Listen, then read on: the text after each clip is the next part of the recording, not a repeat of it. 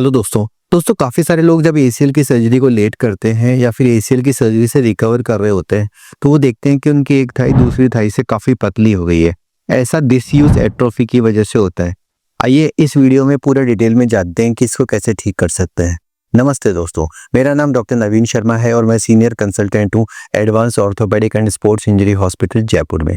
दोस्तों एसीएल जो सर्जरी है, लिगामेंट की सर्जरी, उसका जो फायदा है वो ये है कि पैर की स्टेबिलिटी आ जाती है। अब जब आप एसीएल टियर से जूझ रहे होते हैं उस वक्त पैर को एक मैसेज जाता है कि भाई इस पे वजन मत डालो वरना पैर लचक जाएगा। इसलिए धीरे धीरे इंसान उस पैर को फेवर करना स्टार्ट कर देता है, जिसकी वजह से मसल इनहिबिशन हो जाता है और वेस्टिंग शुरू हो जाती है। इसको हमारी मेडिकल की भाषा में डिसयूज एट्रोफी कहते हैं। जब धीरे धीरे आप नोटिस करेंगे कि एक पैर पतला पड़ने लग जाता है दूसरे पैर की तुलना में, आपको लगता है कि जैसे कोई पोलियो जैसी प्रॉब्लम हो गई है। ये प्रॉब्लम जैसे जैसे बढ़ती जाती है पैर पतला पड़ता जाता है। काफ़ी सारे लोग सर्जरी 1 साल 2 साल बाद कराते हैं तो ऐसे में तो उनका पैर काफ़ी पतला पड़ जाता है। लेकिन कुछ लोग चोट लगने के 1 महीने बाद ही सर्जरी करा लेते हैं, लेकिन वो भी नोटिस करते हैं कि ऑपरेशन के बाद भी पैर पतला पड़ रहा है। वो ऐसा इसलिए होता है दोस्तों क्योंकि 15 दिन तक आप वॉकर से चलते हैं और 45 दिन तक के लिए आपको पैर पे नी ब्रेस लगाने के लिए बोला जाता है। तो इस दौरान मसल इनहिबिशन हो सकता है।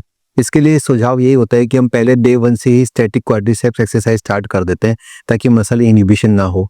पेशेंट को किसी भी तरह का बेड रेस्ट करने को अवॉइड किया जाता है क्योंकि जितना बेड रेस्ट करोगे उतना मसल्स की जो वेस्टिंग है वो बढ़ती जाती है। इसलिए यही सलाह दी जाती है कि 15 दिन बाद ही आप पूरा वजन देके चलना शुरू कर दें। तो एसीएल की सर्जरी में रेस्ट का कोई भी योगदान नहीं है। अगर आप रेस्ट करेंगे तो मसल्स और कमजोर होती ही जाएगी। इसलिए 15 दिन के बाद आपको पूरा वजन देके चलना होता है और नी ब्रेस्ट लगा के आप 1 से 1.5 किलोमीटर तक घूम सकते हो। हाँ, अगर आपके मेनिस्कस टियर है तो फिर ये कहा जाता है कि 45 दिन बाद आपको वजन देना होता है। दोस्तों पैर पतला होने से डरना नहीं चाहिए क्योंकि समय के साथ साथ ये जो वेस्टिंग है वो ठीक होती जाती है। बहुत रेयरली ऐसा देखा जाता है कि कुछ केसेस में 1-2 साल बाद भी वेस्टिंग सही नहीं होती। इसकी वजह ये हो सकती है कि हो सकता है उनकी प्रोटीन की डाइट बराबर नहीं हो या वो एक्सरसाइज में कोई कमी कर रहे हो। और पर्सन टू पर्सन कुछ लोगों की बॉडी भी ऐसी होती है कि जहाँ पे प्रॉपर रिकवरी होना मुश्किल हो जाता है। इसीलिए हम सलाह ये देते हैं कि एसीएल की सर्जरी टाइमली करा लेनी चाहिए, उसके बाद प्रॉपर रिहैब करनी चाहिए और हाई प्रोटीन डाइट का सेवन करना चाहिए। अगर आप तीनों चीजें ध्यान रखेंगे तो आपके जो रिजल्ट्स हैं वो बेस्ट मिलेंगे।